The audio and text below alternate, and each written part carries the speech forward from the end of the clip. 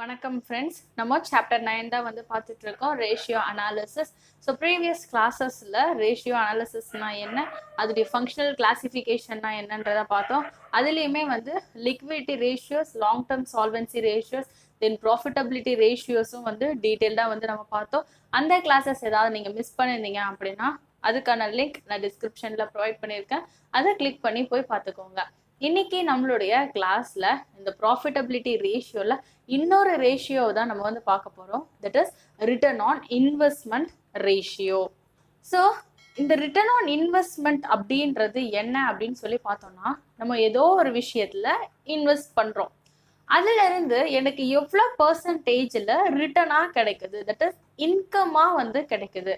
அந்த ஃபண்டை நான் எதுலயோ இன்வெஸ்ட் பண்றது மூலியமா எனக்கு எந்த மாதிரி அது வந்து பெனிஃபிஷியலா இருக்கு அப்படின்றத பார்க்கறது தான் இந்த ரிட்டர்ன் ஆன் இன்வெஸ்ட்மெண்ட் அப்படின்னு சொல்லி நம்ம சொல்லுவோம். இப்போ எக்ஸாம்பிளுக்கே பார்த்தீங்கன்னா, இப்போ நம்ம பேங்க்ல போய் ஒரு 1 லேக்குக்கு வந்து ஃபிக்ஸட் டெபாசிட் போட்டோம்னு வச்சுக்கோங்களேன். அந்த ஃபிக்ஸட் டெபாசிட்டுக்கு நம்மளுக்கு பேங்க் என்ன தருவாங்க, நம்மளுக்கு இன்ட்ரெஸ்டா வந்து கொடுப்பாங்க. ஸோ அந்த இன்ட்ரெஸ்ட் வந்து 5% இருக்கலாம், 6 இருக்கலாம், இல்லை 8% கூட இருக்கலாம். ஸோ அப்போ இந்த 5%ஓ இல்லை 6%ஓ நம்ம என்னன்னு சொல்றோம்னா ரிட்டர்ன் ஆன் இன்வெஸ்ட்மெண்ட். அந்த பர்சன்டேஜ் தான் நம்ம என்னன்னு சொல்லுவோம்னா ரிட்டர்ன் ஆன் இன்வெஸ்ட்மெண்ட். இதே அந்த அமௌண்ட்டை வந்து இந்த 1 லேக் ருபீஸை நான் பேங்க்ல வைக்காம நம்மளுடைய வீட்டில் வச்சிருந்தோம்னு வச்சுக்கோங்களேன், அந்த அமௌண்ட் வந்து எந்த வகையிலையாவது க்ரோ ஆகுமா? ஆகாது. அதே 1 லேக் அப்படியே தான் இருக்கும். அந்த 1 லேக்கை நான் ஐடியலா வைக்காம, அதாவது வெறுமனே சும்மா எந்த யூஸும் இல்லாம வைக்காம நான் என்ன பண்றேன், அதை பேங்க்ல கொண்டு போய் ஃபிக்ஸட் டெபாசிட்டா வந்து டெபாசிட் பண்றேன். ஸோ அதை நான் வந்து ஏதோ ஒரு வகையில இன்வெஸ்ட் பண்றது மூலயமா எனக்கு அந்த அமௌண்ட் வந்து என்ன ஆகுது, இன்க்ரீஸ் ஆகுது. அந்த இன்க்ரீஸ் ஆகுற அமௌண்ட்டை நம்ம என்னன்னு சொல்லுவோம், இன்ட்ரெஸ்ட் அப்படின்னு சொல்லுவோம். அந்த இன்ட்ரெஸ்ட் வந்து எவ்வளோ பர்சன்டேஜ் இருக்கு அப்படின்றத தான் நம்ம என்னன்னு சொல்றோம்னா ரிட்டர்ன் ஆன் இன்வெஸ்ட்மெண்ட் அப்படின்னு சொல்லுவோம். ஸோ இப்போ இது வந்து நம்ம இண்டிவிஜுவலா எக்ஸாம்பிளுக்காக நம்ம பார்த்தோம். இதுவே கம்பெனிஸ்ல எடுத்துக்கிட்டோம் அப்படின்னா, கம்பெனிஸுடைய கேபிட்டல் வந்து எப்படி டிவைட் ஆயிருக்கு, ஷேர் கேபிட்டலா டிவைட் ஆயிருக்கு. ஸோ அந்த ஷேர் கேபிட்டலை யார் சப்ஸ்கிரைப் பண்ணுவா, நிறைய ஷேர் ஹோல்டர்ஸ் வந்து அந்த கம்பெனில வந்து இன்வெஸ்ட் பண்ணுவாங்க. அதை தான் நம்ம என்னன்னு சொல்றோம்னா ஷேர்ஸ் அப்படின்னு சொல்றோம். அதையே தான் ஷேர் கேபிட்டல் அப்படின்னு நம்ம சொல்றோம்.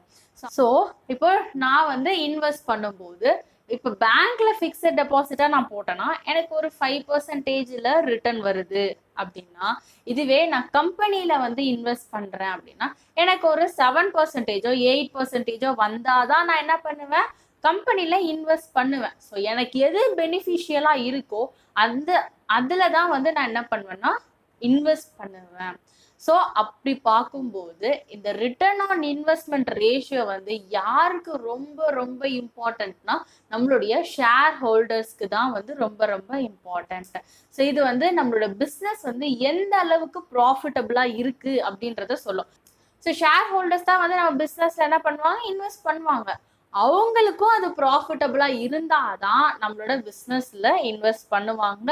ஸோ அதை ஃபைண்ட் அவுட் பண்றதுக்கு தான் நம்ம என்னன்னு சொல்லுவோம்னா ரிட்டர்ன் ஆன் இன்வெஸ்ட்மெண்ட் ரேஷியோ வந்து நம்ம ஃபைண்ட் அவுட் பண்றோம்.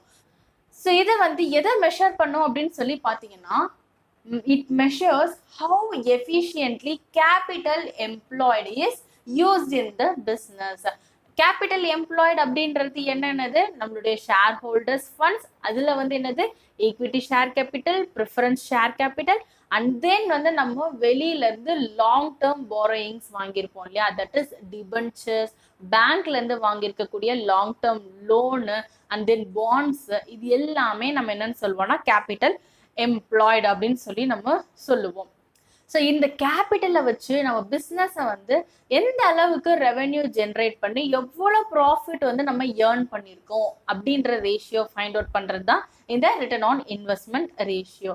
இதுக்கான ஃபார்முலா என்னன்னு சொல்லி பார்த்தீங்கன்னா, return on investment is equal to net profit before interest and taxes. இந்த இடத்துல இன்ட்ரெஸ்ட்ன்றது என்னது, லோன் வாங்கியிருந்தோம் அப்படின்னா பேங்க்குக்கோ இல்லை டிபென்ச்சர் ஹோல்டர்ஸ்க்கோ நம்ம என்னவா பே பண்ணுவோம், இன்ட்ரெஸ்டா வந்து பே பண்ணுவோம். அப்ப அந்த இன்ட்ரெஸ்ட் வந்து எப்போதுமே எப்படி இருக்கும்னா ஃபிக்ஸட் பர்சன்டேஜ்ல இருக்கும்.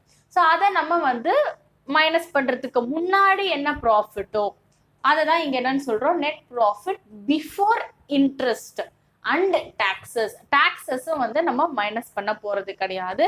ஸோ இன்ட்ரெஸ்டும் டாக்ஸும் மைனஸ் பண்றதுக்கு முன்னாடி நம்மளுக்கு என்ன ப்ராஃபிட் கிடைச்சிருக்கோ அதை தான் வந்து net profit before interest and taxes அப்படின்னு சொல்லுவோம். Divided by capital employed. நம்ம பிஸ்னஸ்ல எவ்வளோ அமௌண்ட்டுக்கு நம்ம கேபிட்டலா வந்து இன்வெஸ்ட் பண்ணியிருக்கோம் அப்படின்றது தான் நம்ம இந்த கேபிட்டல் எம்ப்ளாய்டு சொல்லுவோம். இன்டூ 100. ஸோ இதை மல்டிப்ளை பண்ணி வரக்கூடிய பெர்சன்டேஜ் தான் வந்து என்னன்னா ரிட்டர்ன் ஆன் இன்வெஸ்ட்மெண்ட். ஸோ இந்த இடத்துல கேபிட்டல் எம்ப்ளாய்டுன்றது எதை மீன் பண்ணுது, shareholders funds. So shareholders ஃபண்ட்ஸ்னா என்னென்ன வரும், ஷேர் கேபிட்டலும் வரும், ரிசர்வ்ஸ் அண்ட் சர்ப்ளஸும் வரும், plus non current liabilities. So நான் கரண்ட் லயபிலிட்டிஸ்ன்றது என்னது, லாங் டேர்ம் போரோயிங்ஸ். ஸோ இதெல்லாம் ஆட் பண்ணி வர்றது தான் கேபிட்டல் எம்ப்ளாய்டு அப்படின்னு சொல்லுவோம்.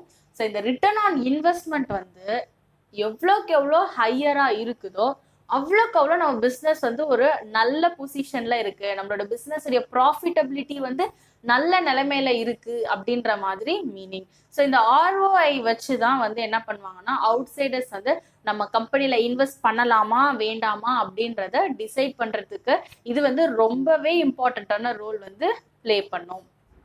நெக்ஸ்ட் சம் பார்க்கலாம். Following is the extract of balance sheet of Abdul limited as on 31st March 2019.